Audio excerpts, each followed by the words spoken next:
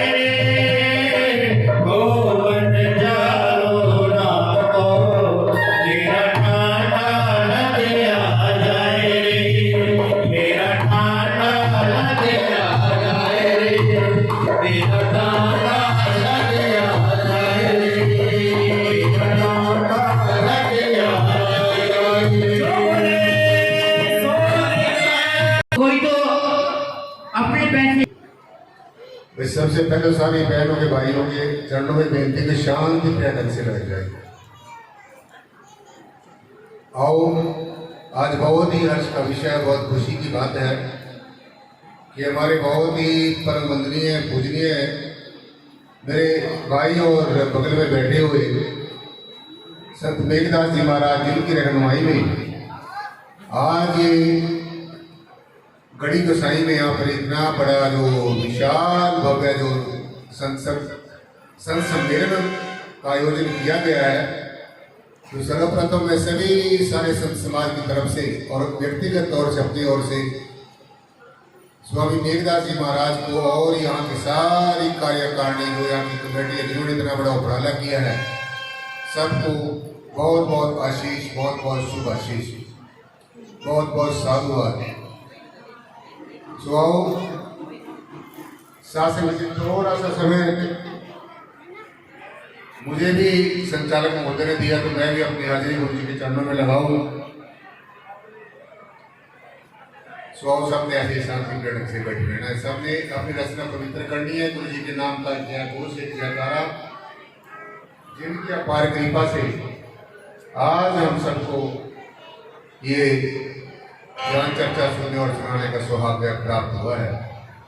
जो बोले सो निर्भय संत शिरोमणि श्री गुरु रविदास जी महाराज की।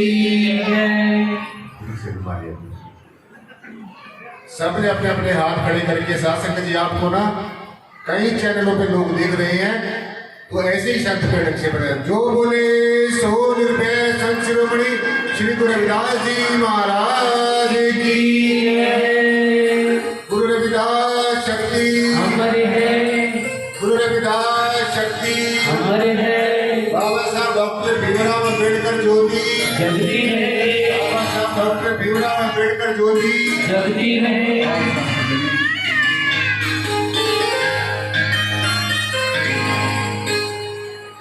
सतगुरु चरण शरण में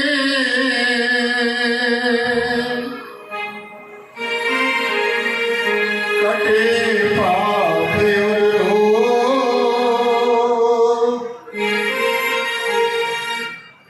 हर्ष शोक व्यापे नहीं, मिले निरंतर योग। सतगुरु के प्रताप से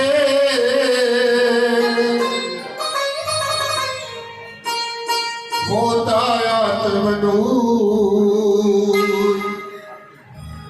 काम क्रोध मद लोभ मोह सब हो चकनाचूर। काम क्रोध मद लोभ मोह सब हो चकनाचूर।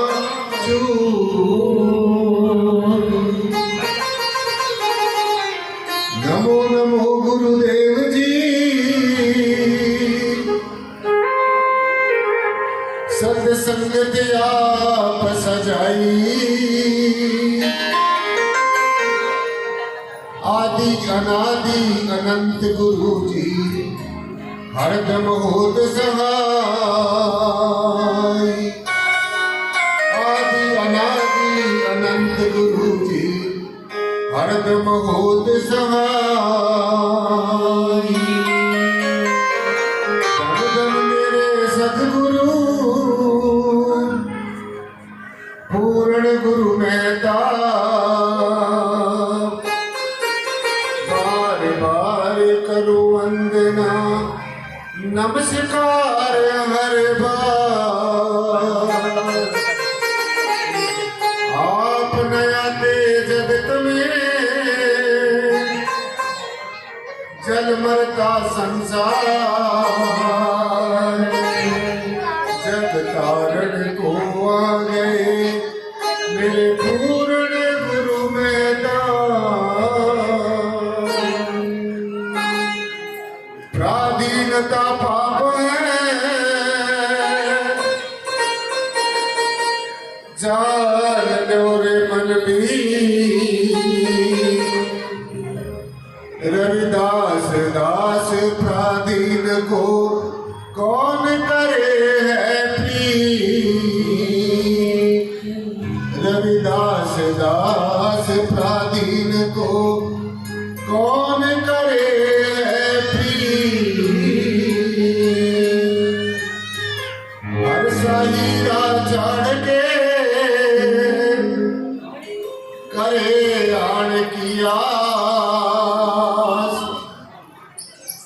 नर दो जग जाएंगे सतबा से रविदास ते नर दो जग जाएंगे सतबा से रविदास।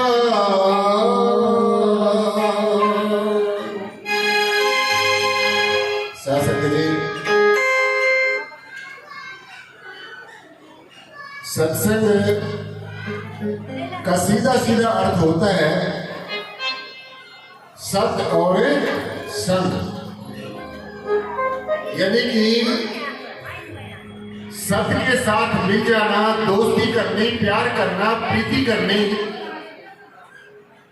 सत्संग का सीधा सीधा अर्थ यही होता है।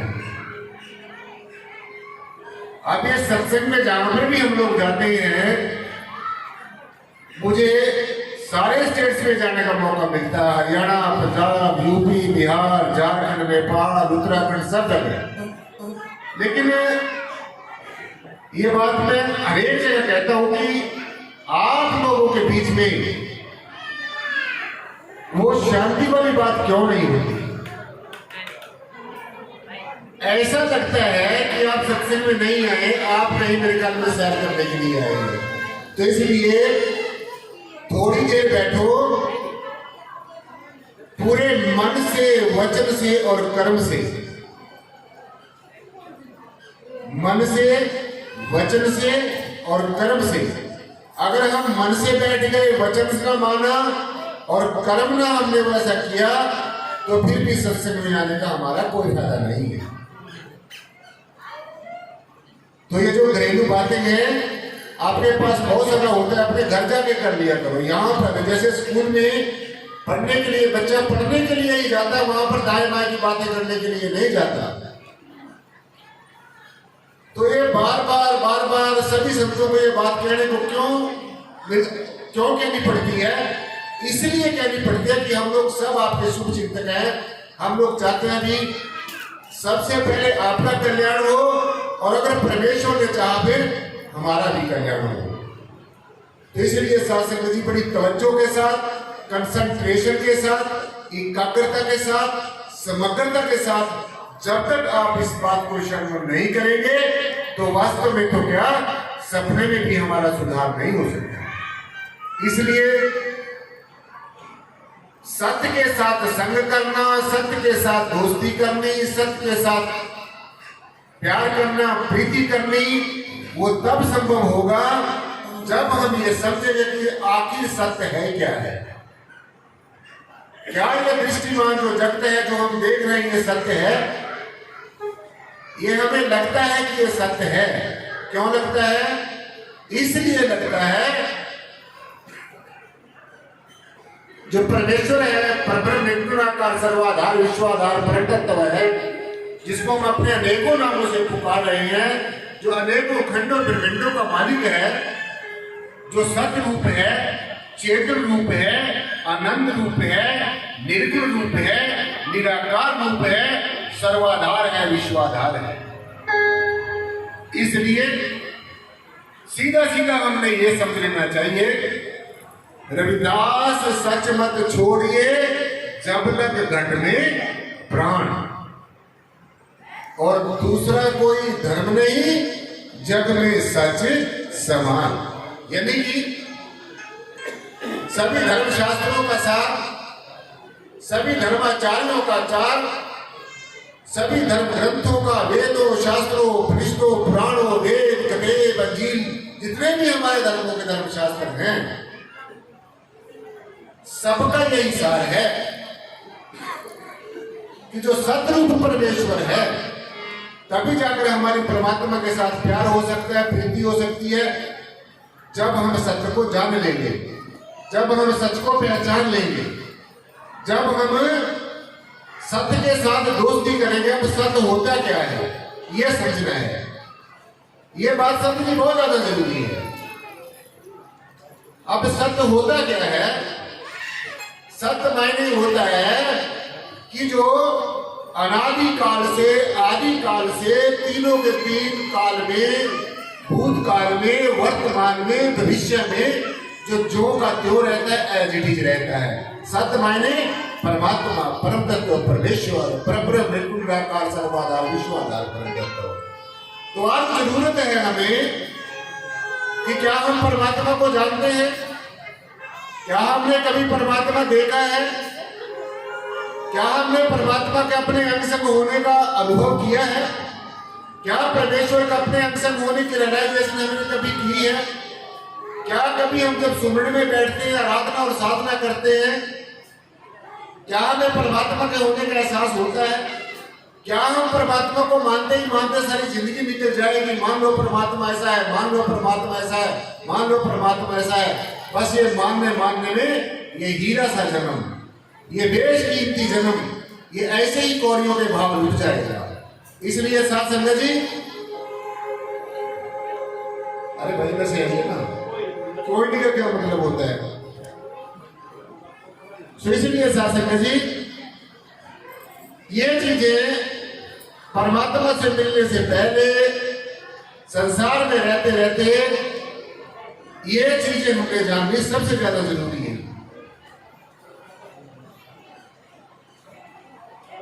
तो अब ये सत्य होता क्या है, परमात्मा होता क्या है? हमने अनेकों कल्पनाएं कर ली, अनेकों परमात्मा के स्वरूप बना लिए और अनेकों परमात्मा की कल्पनाएं करके, अनेकों बातें करके, अनेकों मान्यताएं में, अनेकों मूल मान्यताओं में, अनेक तरह की जो बातें हैं उनमें ये जीव अज्ञानता घुसता जा रहा है। इसलिए मैं सीधा सीधा आपसे ये कहना चाहूंगा कि आज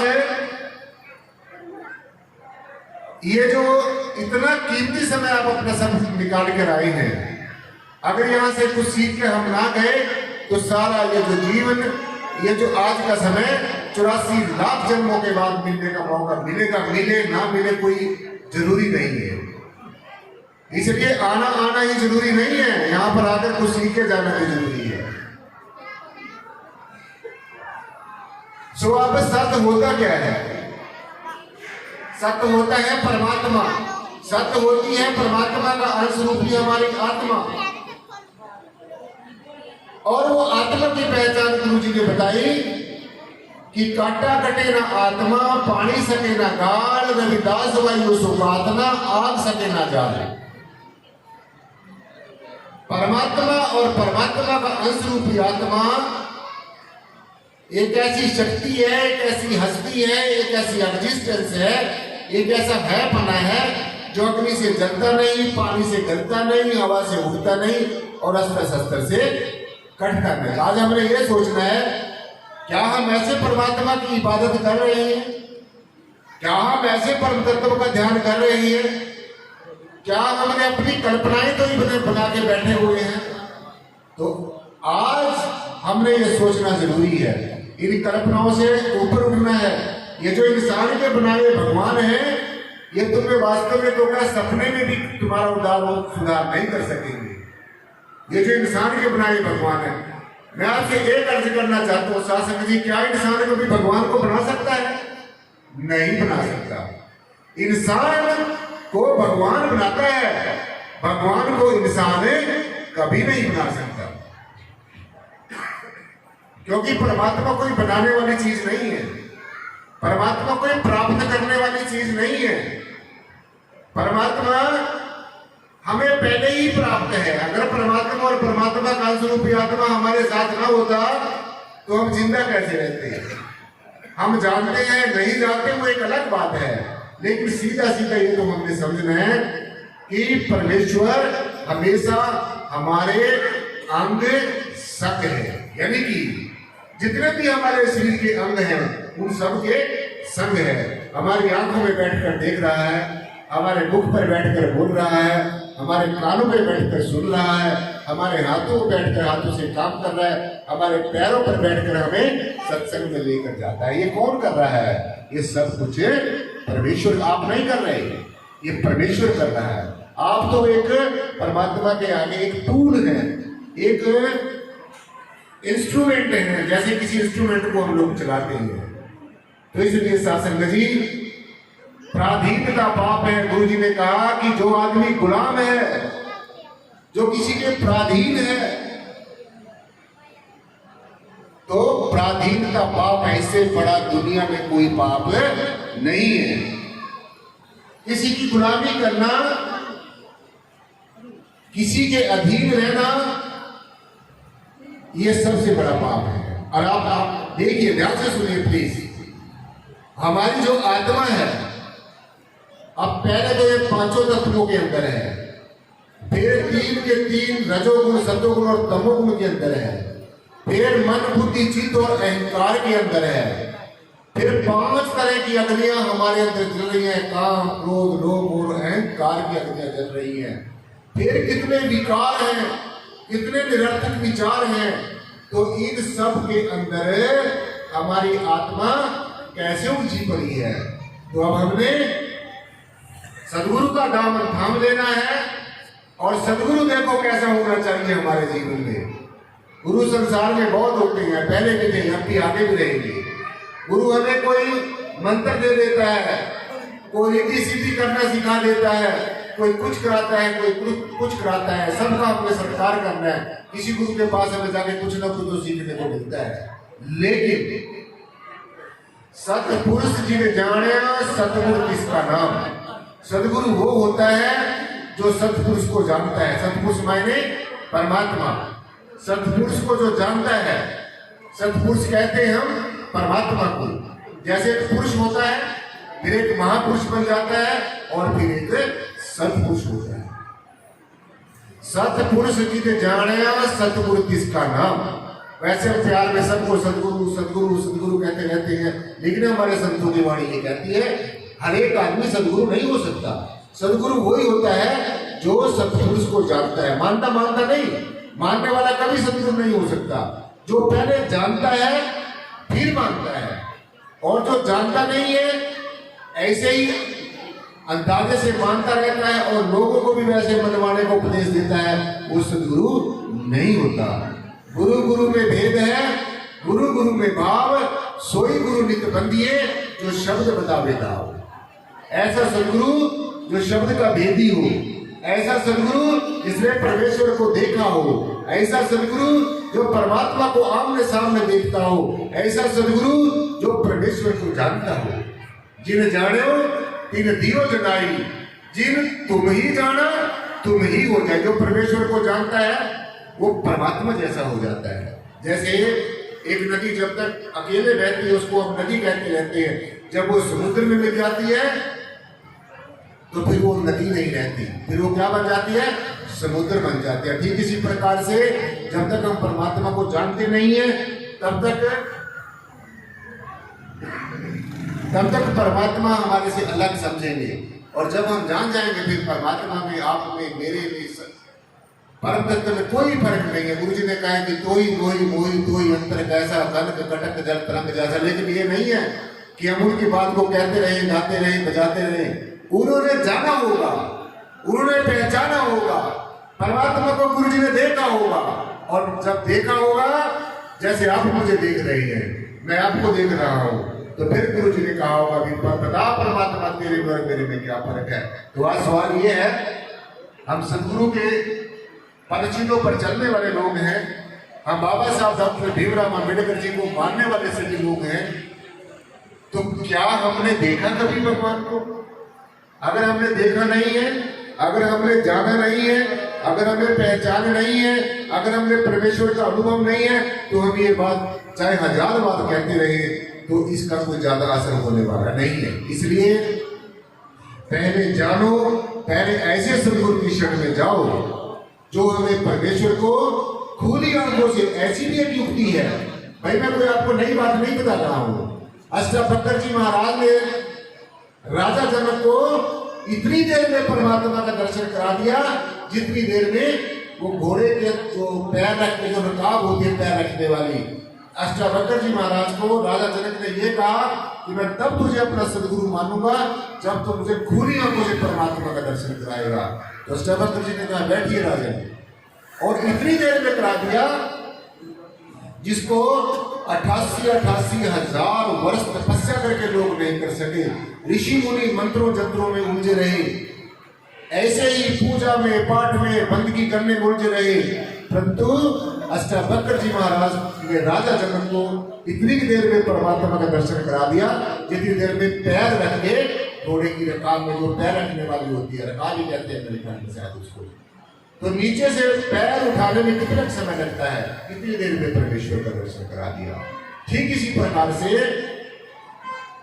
जो भगवान कृष्ण ने अर्जुन को जब परमात्मा का दर्शन दीदार कराया तो चारों तरफ से युद्ध में सेनाओं ने उसको घेरा हुआ था, और जब अपना जो अर्जुन है वो मोह के वशीभूत हो गया, भगवान जी ने कहा देखो अर्जुन, तेरा जो विस्तार भरा स्वरूप है, जो तेरा विराट स्वरूप है, ये यहीं पर देख। अगर परमात्मा सब जगह है, गुरु जी की वाणी कहती है सर्वव्यापी सबसे न्यारा, ऐसी लीला है अपरंपारा। तो अगर परमात्मा सब जगह है तो यहाँ भी होगा, और अगर यहाँ है तो क्या हमें कहीं नजर आ रहा है तो हम कैसे कहेंगे यहाँ परमात्मा है। तो इसलिए शासन जी गुरु रविदास जी को भी दर्शन हुआ होगा, तभी उन्होंने कहा कि तेरे और मेरे में क्या फर्क है। तो सीधा सीधा ऐसा हमारे जीवन में सदगुरु होना चाहिए जो कंप्लीट हो, एब्सोल्यूट हो, परिपूर्ण हो, ब्रह्म को जानने वाला हो, ब्रह्म ज्ञानी हो, तत्वदर्शी हो, तत्वज्ञानी हो, जो परमात्मा को तत्व से जानता हो। बस एक ही हमारे जीवन की सबसे पहली और सबसे अंतिम जो जरूरत है। ऐसे दर दर भटकने से कुछ नहीं होगा। सो आज हमने यही चीज यहां पर सीख के जानी है कि हरेक चीज जो है हुक्म में हो रही है, हम और आप कुछ नहीं कर रहे, ना हम और आप कुछ कर सकते हैं। सब कुछ परमेश्वर के द्वारा होता है, हुक्म में होता है। सब कुछ तेरे बीच मेरे साहा, तुझसे बाहर कुछ भी नहीं, सब परमेश्वर के अंदर है।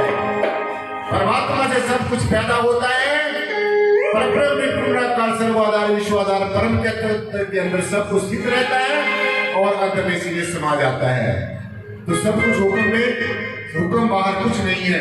तेरे हुक्म से आना, तेरे हुक्म से जाना, सागर से बूंद आई, सागर में है समाना। आओ शासन नदी,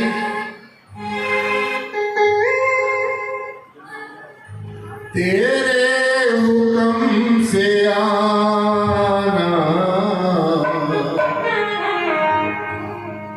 तेरे हुक्म से जाना।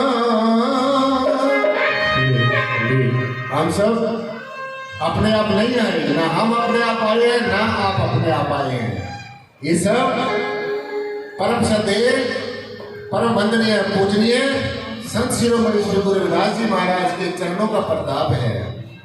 ये बाबा साहब डॉक्टर भीमराव अम्बेडकर जी के इसमें संघर्ष का प्रताप है, जिसके कारण आज हम सबको ये सौभाग्य प्राप्त हुआ है। सब कुछ हुक्म से बाहर कुछ नहीं है, सब कुछ हुक्म में है।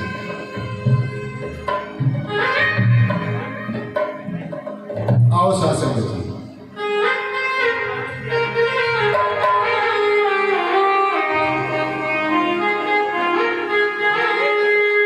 हो तेरे हुक्म से आना, तेरे हुक्म से जाना, तेरे हुक्म से आना, तेरे हुक्म से जाना। सागर से बूंद आई, सागर से बूंद आई, सागर में समा, तेरे हुक्म से आना, तेरे हुक्म से आना, तेरे हुक्म से आना, तेरे हुक्म से जाना। सागर से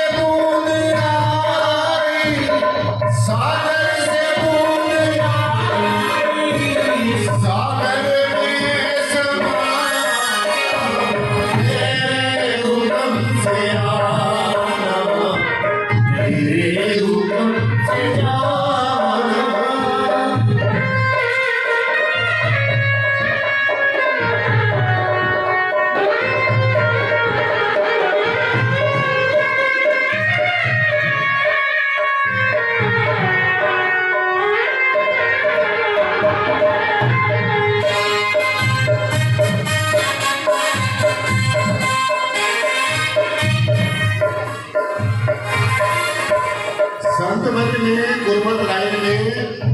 वो इंसान भटकता है जो अपने निज स्वरूप को नहीं जानता, जो अपने आत्मा को नहीं जानता, जो परमात्मा को नहीं जानता, वो भटक जाता है।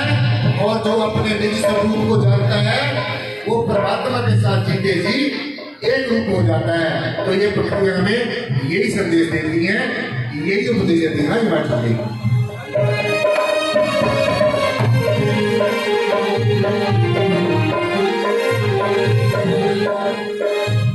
भटकेगा वो मुसाफिर, निज दर को है जो भूलना। भटकेगा है मुसाफिर, निज दर को है भूलना। जाएगा सीधा मंजिल, पहुंचेगा सीधा मंजिल, जो जानता ठिकाना तेरे हुक्म से तेरे हुक्म से ओ तेरे हुक्म से तेरे हुक्म से सागर से दुनिया आई, सागर से डूबना सागर में समाना तेरे हुक्म से आना, तेरे हुक्म से आना।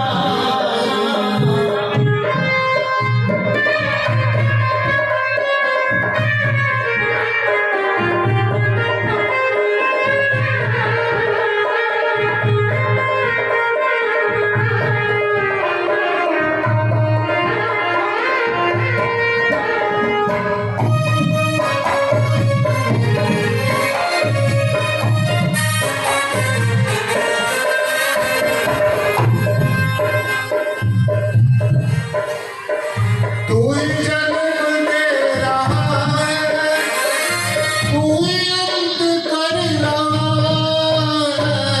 तू ही जन्म दे रहा है, तू ही अंत कर रहा है। तेरे संत जानते हैं, तेरे संत जानते हैं, है मौत एक बहाना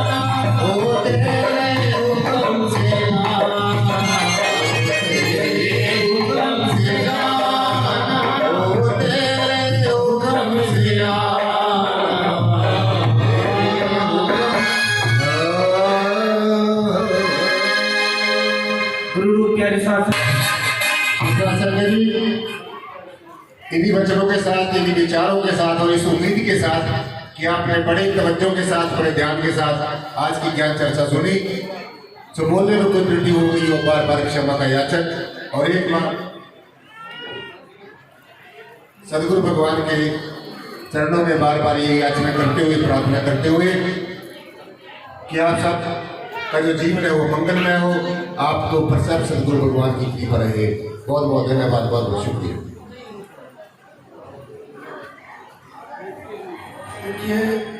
अब सत्संग जी सब मैं जिस प्रोग्राम में मेरी इस महासभा की शक्ति ने और मेरे संत शिरोमणि अब मेरे सामने जो बैठे हैं प्रमुख में, ये मेरे शिरोमणि संत बैठे हैं, मैं इनके और आपके सबके चरणों में झुककर अपना मस्तक और आपको प्रणाम करता हूँ।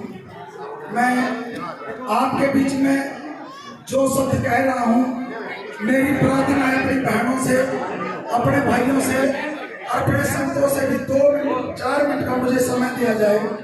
जो मैं आपको बात बताना चाहूँगा, देखिए आदमी की कोई कीमत नहीं होती। जे सोचे कोई भी आदमी की कीमत, आदमी की कोई कीमत नहीं। कीमत होती है यूनिफॉर्म की, वर्दी की, वर्दी मिलिट्री की, वर्दी पुलिस की, वर्दी स्कूल के बच्चे की, वर्दी संतों की। सबसे बड़ी कीमत वर्दी की है और इससे बड़ी कीमत संत जी नाम की बात है। नाम की मैं सच में कहता हूँ, नाम के बारे में लोग बहुत प्रचार करते हैं, बहुत प्रसार करते हैं, पर नाम के बारे में मुझे नहीं पता लगा तक भी और नाम कैसा दिया जाता है और क्या उसकी व्याख्या होती है, क्या उसके विचार होते हैं। इंसान वही बढ़िया है जो अपने मिशन में न झुकता है, न झुकता है और न ही रुकता है। उसे अपने मिशन की लक्ष्य में बढ़ना चाहिए और बढ़ता ही रहना चाहिए। मेरा सवाल है, मैं आपसे केवल एक ही बात कहना चाहता हूँ। हम सत्संग सुनते हैं, हम कीर्तन भी सुनते हैं, लेकिन उसके प्रति हम अपने दिमाग में, अपने मिजाज में व्याख्या नहीं कर पाते। क्यों नहीं कर पाते?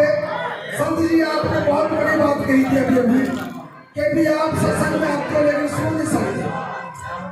इसका क्या उदाहरण है? उदाहरण देता हूँ मैं बहनों, उदाहरण सुनो। ये 4 कम्युनिटी है इस पृथ्वी पर, 4 कम्युनिटी, बुरा न मानना। 4 कौरसी, नंबर 1 हम, नंबर 2 वाल्मीकि, नंबर 3 प्रजापत कुमार और नंबर 4 पाल साहब गढ़वी। बुरा नहीं मानना, सुनो ध्यान से बात जो संतों ने आपको कई बार कहा। इन 4 कौमों को गांव से अलग बसाया जाता था। क्यों बसाया जाता था? इसका कोई कारण है। क्या कारण है बताता हूँ। वाल्मीकि को नो दूर बसाया जाता, मैं सूर पालते हैं, मैं जब बोलते हैं उनके सारी रात सूर नहीं सुनते, उनको डूब करते रहा, उनको दूर बसाया जाता नहीं। नंबर 2 प्रजापत कुमारों का मैं घोड़े गधे पालते हैं। जब मैं रात को ना सोना सुनते उनके सारी रात घोड़े गधे हुड़क हुड़क करते रहा। नंबर 3 पाल गड्ढिए भाई, उनको भी गाँव के नजदीक नहीं पसंद थे, क्योंकि उन्होंने बेटा बकरियां पाली, उनकी सारी रात को तो भाई भाई करती रहा। रह गए चौथे, हमारा चौथा नंबर है। हमारे को क्यों दूर पसंद है कि हमारी औरतों के अंदर जबान की कोई कमी नहीं, इनके बोलने के अंदर कोई ताकत नहीं है। वे बोलते क्या, इनसे डरका रहा थे लोग, इनसे दूर बात करते लोग। तो यार आज भक्ति में संतों ने 4 पीढ़ी पहले मेरे सामने जबान बंद कर लो, जबान बंद कर लो, जबान किसी की कच कच कच कच चलती रहा। दूसरी बात और मैं कहना चाहता हूँ बहनों, मैं हूँ अलग लाइन का आदमी, मैं हूँ सच्चा पक्का आदमी, सच के पीछे हटता नहीं, जबान अपनी टूटन लगता नहीं, गर्दन टूट जाए लेकिन डरता नहीं। जब तक आप अपने बच्चों के प्रति सद्भावना और प्यार की भावना नहीं रखेंगे, मेरा निशाना केवल एजुकेशन है। मैं आज आपके बीच में जो बोल रहा हूँ मैं केवल एजुकेशन को बोल रहा हूँ। आप अपने बच्चे स्कूलों में भेजिए, सरकारी स्कूलों में पढ़ाई कर रहे हैं। सरकारी स्कूल में आपके बच्चों को पैसे मिलते हैं। ये 2006 की बात है संत जी, गाँव में पड़ता है नारायण के हल्के में मारकंडे का। तो जी मैं वहाँ पढ़ना चाह रहा हूँ, सेडी प्रिंसिपल, और मैं एजुकेशन बोर्ड का मेंबर था। तो वहाँ पर बैठी चाय पी रहे, 2 मेरी बहनें आई, स्कूल में प्रिंसिपल था। अक्का प्रिंसिपल साहब हमारे बच्चे के पैसे आएंगे? तो मैं पूछ बैठा भी क्या बात? उन्होंने एक बोली जी मेरी बहन जी की शादी है, बहन जी की में जाना, बहन जी की शादी में जाना, बच्चे के पैसे थे। उन्होंने कहा भी नहीं पैसे तेरी बहन जी की शादी होते नहीं है, नहीं तो इस बच्चे के वास्ते पैसे भी सरकारी स्कूलों में पढ़े और यहाँ के लोग प्राइवेट किसी उस पर ट्यूशन बैठा दो और इसके बच्चे की फीस ट्यूशन की दी जा। इसको डबल ताकत मिलेगी, सरकारी स्कूल से मिलेगी, ट्यूशन की ताकत मिलेगी। जब ताकत मिलेगी तेरा बच्चा IAS IPS HES बनाएगा, जब बनाएगा तभी तो पैसे की बात करनी है। मेरा निशान और दूसरी बात, जिसके घर में पति शराबी हो, पैदल चले जाएंगे, बेटा शराबी हो, मेरा ये विचार नहीं, मैं खुद कहता हूँ यदि बेटा शराबी हो या पति शराबी होते करो घबराओ मत, एक ही फेरी तू खोलेगा। यदि बेटा शराबी है जेल में पहुंचाएगा, उसकी सच्ची बैंक तोड़ो, डरो मत। यदि पति शराबी है उसकी तोड़ो, डरो मत। मैं इस बात को कहता हूँ, घर सुधरेगा तभी जब स्वच्छ होगा। मैं तेरे सामने खड़ा आज 4 साल 2 महीने 3 महीने आज तक मैं अपनी लाइफ में बीमार हुए, कभी दांत झाड़ में दर्द हुए, आंख दुखनी नहीं आई, कभी मैंने 5 रुपए खाई नहीं, मैं तक शराब बीड़ी अंडा मीट जर्दा पान ऐसी चीजें करनी है। तो मेरा क्या बिगड़ रहा? जब मेरा ही नहीं कुछ बिगड़ा तो भी शराब पीने का क्या उसमें होगा? तो मेरा कहने का मतलब और भी है। संतोष जी मैं एक बात कहता हूँ, संत शिरोमणि गुरुदास महाराज, संत शिरोमणि गुरुदास महाराज का इतिहास का नाम हुआ है, इसके विषय में बताना चाहता हूँ। संत शिरोमणि गुरुदास महाराज की अंतिम परीक्षा ली गई, संतो अंतिम परीक्षा जिस टाइम ली गई, कौन सी परीक्षा ली गई कि गंगा मां ठाकुर और पत्थर की बाजी लगी। संत शिरोमणि गुरुदास महाराज को अपने वचनों के द्वारा, अपने भाव के द्वारा माँ को याद करा। असली माँ गंगा आप लोगों की, हम लोगों की है, लेकिन उसका नाम क्या रखा? अडखाड़ी, जिसने आपकी चित्त को रखा, आपके मन को रखा, समान को रखा। तो जिस टाइम गंगा में गए तो वहां पर आखिरी परीक्षा उनके ठाकरे के पथरी की हुई। तो गंगा माता ने उस पत्थर को अपने हाथों में कराया। कोई झूठी बात नहीं है, प्रमाण है, इतिहास कह रहे, मैं नहीं कह रहा, इतिहास सच्चा है, जबान झूठी है। अंतिम परीक्षा इतिहास में नाम संत शिरोमणि गुरुदास महाराज का है। यदि गुरु गोविंद सिंह का इतिहास में नाम आया 350 साल और इस बात को 350 साल में संत रविदास का इतिहास में नाम गंगा में पत्थर तराने दे रहा है। और गुरु गोविंद सिंह का इतिहास में नाम उसने अपने जीवन में अपने जीते जी बच्चे दीवारों में चढ़वाए दिए। गुरु गोविंद सिंह ने जिस टाइम गुरु गोविंद सिंह ने अपने बच्चे दीवारों में चढ़वाए तो उसका इतिहास में नाम है। और ये कोई छोटी बात नहीं है अपने सामने अपने बच्चे को यदि कांडा मार जा, मार पागल हो जा, बाप पागल हो जा, मेरे बच्चे का दुख हो गया। और इसके अलावा गुरु की बात आई, संत जी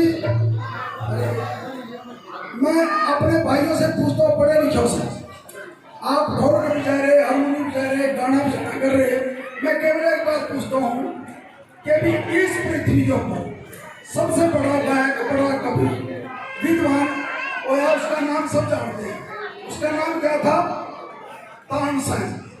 जो पढ़े लिखे बच्चे हो, जो खड़े बात करते हैं खड़ा भी उन्हें तानसेन के गुण जानता है। मैं उसको झुक के 3 बार सलाम करता हूँ। तानसेन के बारे में सब जानते हैं कि तानसेन हो या, लेकिन तानसेन के गुरु बात तक किसी को नहीं पता। मैं संतों से प्रार्थना करता हूँ, आप गुरुदास महाराज की पूजा करते हैं, उसका नाम लेते हैं, लेकिन इसके गुरु का नाम एक बार नहीं लेते। क्यों नहीं लेते? इसके इसका क्या कारण है? कोई रीजन इसका। अब मैं बताना चाहता हूँ, खड़े कोई बहन भाई कहे ना कि मैं जानता हूँ तानसेन के गुरु का नाम बता दो, मैं मानता हूँ उसको, चुप कर सलाम करूंगा मैं आज उसको। भरी महफिल में कह रहा हूँ, भरी महफिल में बार बार कहूँगा, कहो बताओ जिसको पता है, नहीं पता है तो आज खड़ा करके कहेंगे आप बताइए, मैं बताऊंगा। ऐसा है, तानसेन राजा अकबर के पास कीर्तन करता था, राजा अकबर मुसलमान था, तानसेन जो था हिंदू था और शुद्ध जाति में था।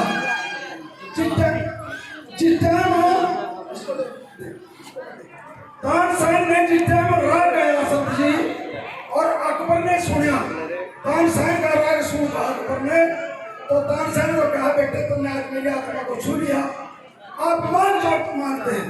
तो तानसेन ने संत जी कहा आपने क्या राग सुना?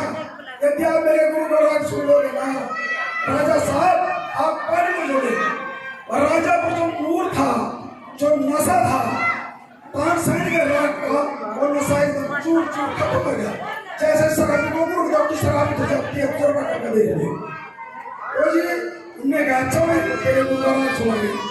तो राग सुनने के लिए उन्होंने तानसेन ने कहा जी मेरा गुरु आपको अपने पास बुलाने पर आना पड़ेगा उसको। राजा अकबर संत जी